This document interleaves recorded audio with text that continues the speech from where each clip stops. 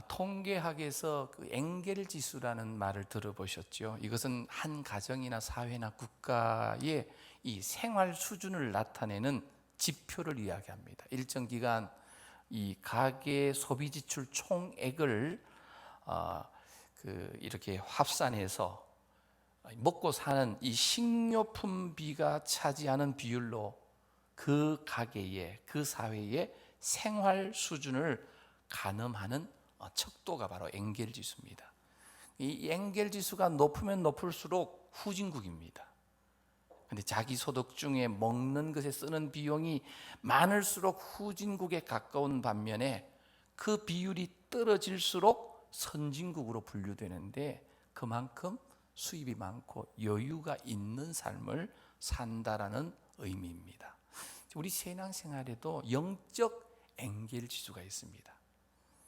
신앙생활 하면서 나름대로 열심히 하는데, 이 통계를 내보면 자기 육체의 어떤 본능을 위해서 시간과 또 힘을 쏟으면 쏟을수록 그는 신앙이 없는 사람입니다. 소위 믿음이 없는 덜 경건한 사람이라고 할 수 있겠습니다. 반면에 경건을 위해서 시간을 할애하고 또 힘을 쏟고 그것을 반복하는 사람, 예배와 기도와 또 구제하고 선교하고 하나님 나라를 위해서 이 달려가는 그런 사람은 진정 영적 엥겔 지수가 좋은 바로 경건한 사람이라고 할 수 있겠습니다. 우리가 살아있는 믿음을 가진 성도라고 한다면 경건한 행실을 꼭 살아내어야만 합니다. 찬송 소리가 울려 퍼지는 예배당 안에 예배드리는 시간에는 대부분 다 믿음이 있어 보이고 거룩해 보여요. 그런데 진짜 이 믿음의 여부는 바로 예배가 끝난 뒤에 예배당 문을 나서서 주차장에서부터 또 가정에서 내일 그리고 출근해서 삶의 현장에서 이 불꽃 튀는 유혹과 욕망의 삶의 현장에서 바로 믿음을 가진 성도는 경건한 삶을 꼭 살아내어야만 한다는 겁니다. 하나님의 뜻을 쫓아 행동하는 믿음의 사람이 삶의 현장에서 그대로 나타나야 된다는 거예요.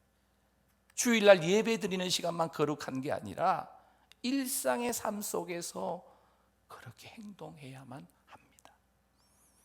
오늘 이 자리에 오신 우리 성도님들은 경건한 삶을 위해서, 영원한 삶을 위해서 하루 얼만큼 시간과 어느 정도의 에너지를 쏟고 계시는지요? 우리는 지금 이 9월 한 달 동안 이 야고보서의 말씀을 가지고 살아있는 믿음이라는 주제로 살펴보고 있습니다. 이 첫째 주일날 이 시련받는 믿음은 위장된 축복이다라는 말씀을 드렸는데요. 야고보서 1장 4절에 보면 인내를 온전히 이루라. 이는 너희로 온전하고 구비하여 조금도 부족함이 없게 하려 함이라. 인내를 온전히 이루는 상태, 온전하고 구비하고 부족함 없는 상태란 말은 믿음이 성장해서 성숙한 자리에 있는 것을 말합니다. 야고보서를 기록한 이 야고보라고 하는 이 사도는요, 성육신하신 예수님을 친형으로 모셨던 친동생입니다. 예수님이 30세가 되셨을 때 공생애를 이제 시작하시죠. 공생애 시작하실 때까지 야고보도 친형과 함께 요셉과 마리아를 둔 가정에서 형제로 살았습니다. 그러니까 사람의 몸을 입고 오신 형님 예수님의 말하시는 그 말씀도 실제 들었고, 또 예수님의 인격, 그리고 예수님의 어떤 성품, 예수님의 그 행동하는 이 삶의 모습을 가장 가까이에서 형제로 경험하고 목격하고 체험한 사도가 바로 야고보 사도입니다. 예수님을 2000년 전이지만 이 성육신하신 친형님으로 모시고 살았던 야고보 사도가 오늘 흩어진 교회 성도들에게 기록해서 전한 이 야고보서 신이 바로 예수 그리스도를 중심으로 어떻게 성숙한 믿음, 하나님이 기뻐하시는 성화의 자리까지 갈 수 있는지 그 방법을 기록하고 있는 말씀이 바로 야고보서 말씀이에요. 지금 야고보서 말씀이 이 5장까지밖에 없는 짧은 말씀이지만 이 야고보서 5장의 이 말씀은 성경의 66권의 그 어느 곳과도 비교할 수 없는 이 성숙한 믿음, 그리고 이 완전한 믿음에 이르는 방법을 기록합니다. 야고보서 1장 18절 말씀에 보면 그가 그 피조물 중에 우리로 뭐가 되게 하시려고요? 한 첫 열매가 되게, 이 말은 열매 맺게 하시려고 자기의 뜻을 따라, 자기 누구냐면 하나님의 뜻을 따라 진리의 말씀으로 우리를 뭐 하셨다고요? 낳으셨다. 이 표현이 뭘까요? 하나님께서 우리를 지으셨는데 인류가 타락함으로 죄 때문에 타락했지만 우리를 그냥 내버려 두시지 않으시고 다시 말씀으로, 진리의 말씀으로 우리를 잉태케 해서 진리의 말씀으로 낳으셨다는 거예요. 이 표현이 뭐냐면 우리 속에 예수 생명을 심어주셨다는 거예요. 예수님의 말씀의 씨앗이, DNA가 우리에게 심겨져 있다는 거예요. 우리가 진실로 예수 생명의 말씀이 심겨진 그런 존재라고 한다면 진리의 예수님을 닮은 예수 생명을 가진 자다운 열매를 반드시 맺어야 될 줄로 믿습니다. 그래서 이 예배 자리에 오신 모든 성도님들, 예수 생명이 나의 생명이라고 고백한다면 삶의 현장에서 행동하는 믿음으로, 경건한 말과 행실로 열매 맺는 삶을 살아드리게 되시기를 주님의 이름으로 축원합니다. 지난주 말씀드렸습니다. 살아있는 믿음은 머리로만, 지식으로만이 아니라 행동하는 믿음을 가진 사람이다. 행함이 있어야 온전한 믿음이다. 성숙한 믿음이다. 행동한 믿음이 아니면요, 믿음도 살아있지 못할 뿐만 아니라, 살아있지 못하단 말은 곧 죽은 믿음이라는 거예요. 오늘 우리 성도님들의 믿음이 어떤 믿음입니까? 살아있는 믿음입니까? 그러면 이 예배를 마치고 나가시면서 삶의 현장에서, 주차장에서 믿음 있는, 예수 생명 가진, 하나님의 말씀을 마음에 담은 하나님의 아들과 딸답게 이 거룩한 경건한 말과 행실의 삶을 꼭 살아드리게 되시기를 축복합니다.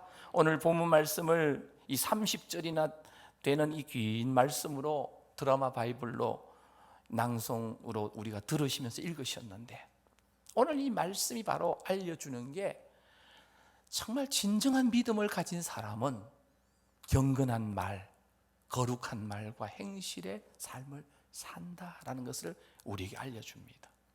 하나님의 진리의 말씀과 우리의 믿음이 세상으로부터 비방받지 않기 위해서는 우리의 삶에 모든 것이 맞추어져야 되는데, 그 삶이 바로 경건한 말과 행실입니다.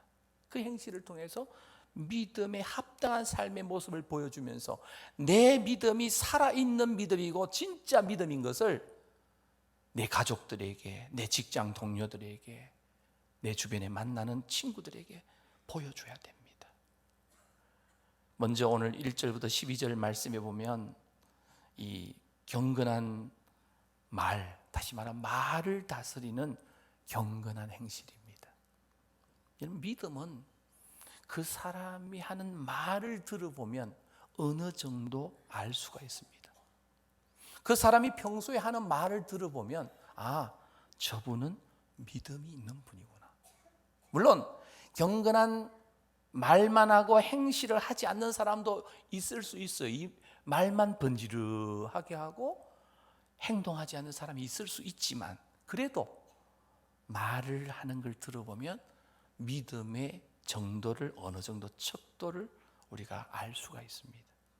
많은 경험과 많은 지식이 있다고 해도 그 사람의 말하는 것이 형편없다면 믿음이 없는 겁니다. 믿음의 말을 하지 않으면. 그래서 성경의 가르침에 기초해서 믿음의 말을 해야 됩니다. 오늘 우리 이 자리에 오신 모든 성도님들, 우리가 입을 열어서 말할 때 항상 말씀에 근거하여, 생명의 말씀에 근거하여 믿음의 말을 할 수 있게 되시기를 축복합니다. 오늘 본문 3장 1절에 보면 내 형제들아, 여기서 형제들아 라고 이야기하는 이유는 불신자를 대상으로 준 말씀이 아니라는 거예요. 교회 안에 이미 예수를 믿고 있는 교회 공동체의 성도들을 향하여 이 말씀을 주시는데, 너희는 선생된 우리가 더 큰 심판을 받을 줄 알고 선생이 많이 되지 말라. 이 표현이 뭐냐면, 이 선생이란 단어 속에는 말씀을 가르치는 지도자의 위치에 너무 있지 말라는 겁니다. 목회자처럼 또 교회의 지도자가 되어서 많이 맡으면 많이 책임을 묻게 된다는 거예요. 그리고 지도자나 앞장선 사람들이 정말 조심해야 될 것이, 말을 많이 하기 때문에 목회자가 계속 설교 말씀을 전하다 보니까 말을 삼가도록 조심해야 된다는 겁니다. 뭐 지도자뿐만 아니지요. 모든 성도가 어떤 교회 안에서나 사적 모임이나 교제하는 장소에서 말을 조심해야 됩니다. 어떤 형제를 비판하고 판단하고 모욕하고 그 사람을 우리가 함부로 말하게 되면 그것이 일파만파 교회 공동체에 혼란이 일어날 수가 있다는 겁니다. 여러분, 혼란으로 공동체가 와해되는, 무너지는 위기까지 올 수가 있는데, 이 모든 일들이 출발점을 보면 교회 안에서 폭력 사태가 일어나진 않아요. 폭력이란 말은 실제 물리적인 폭력 사태는 별로 안 일어나요. 대부분이 입에서 나옵니다. 혀에서 나옵니다. 그래서 야고보 사도는 이 말을 다스리는 경건한 행실이 너무너무 중요하다. 진짜 믿음 있는 사람들은 말 조심을 한다. 혀를 제어한다. 입 조심을 한다는. 오늘 본문 3장 2절에 보면 말에 실수가 없는 사람, 성숙하고 온전한 사람인데, 사실 오늘 이 자리에 계시는 분들 가운데도요, 나는 지금까지 한 번도 말에 실수한 적이 없어 하는 사람 계시나요? 아마 아담 이후로 말에 실수가 없는 사람은 단 한 명도 없습니다. 우리 몸의 지체 중에서 가장 작은 것이 이 입안에 있는 혀인데, 여기서 혀라 그랬을 때 말을 하는 이 도구가 혀기 때문에 이 말이 가진 파괴력을 여기서 이렇게 표현하는 겁니다. 주먹을 쥐고 다른 사람을 우리가 때릴 수 있죠. 발을 가지고 어떤 물건을 파괴할 수도 있습니다. 그런데 이 손과 발이 가진 파괴력보다도 더 무서운 그러한 이 파괴력을 가진 게 바로 우리의 혀의 파괴력이에요. 입의 파괴력, 말의 파괴력이에요. 그래서 오늘 6절 말씀에 보면 우리 함께 6절 읽겠습니다. 시작. 혀는 곧 불이요 불의의 세계라. 혀는 우리 지체 중에서 온몸을 더럽히고 삶의 수레바퀴를 불사르나니 그 사르는 것이 지옥불에서 나느니라. 예, 보면 여기 혀가 곧 불이랍니다. 그리고 불의의 세계래요. 이 불의의 세계란 표현이 다른 표현으로 사탄의 세계라는 뜻입니다.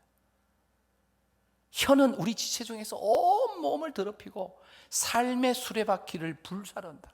이 삶의 수레바퀴란 말은 불교에서 말하는 그런 윤회가 아니라 아침에 일어나고 직장 가고 또 저녁에 집에 돌아와서 저녁 식사하고 잠자고 또 다음날 아침 일어나고 하는 이 삶의 수레바퀴가 이 말 때문에 다 흐트러질 수 있다는 거예요. 지옥불에서 나는 것처럼. 왜냐하면 지옥에서 나온 지옥의 불이요, 세상을 불태우기 위해서 달려드는 것과 같다는 거예요. 그래서 혀는, 입은, 우리가 하는 말은 온몸을 더럽힐 뿐 아니라